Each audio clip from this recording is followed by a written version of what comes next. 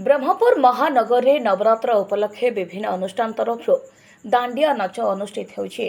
ए अवसर में होटेल मोती परिसर में श्रद्धा फाउंडेशन तरफ दांडिया नाच परिवेशन करा जायथिला।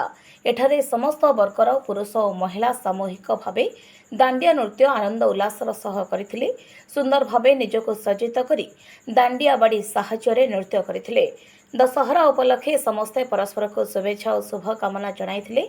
अतिथि रूपे पूर्वतन विधायक विक्रम पंडा, कॉर्पोरेटर डॉक्टर सोनाली गंतायत, प्रभात पाढ़ी और सांबादिक सुदीप कुमार साहू प्रमुख योगदान करथिबा देखिबाकु मिलिछि।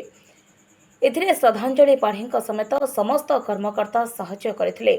सेहिपरि स्पंदन अनुष्ठान तरफ सगुन मंडप ठरे सजता रास नाम दांडिया नृत्य सस्मिता साहू नेतृत्व में आयोजित होइथिबा बेले लिजम डांस एकाडेमी तरफ आयेशा पात्र परिचालन में लांझीपल्ली राधिका सेलिब्रेशन ठारे अनुरूप गरबा नाइट अवसर में दांडिया नृत्य परिवेशन करा जायथिला।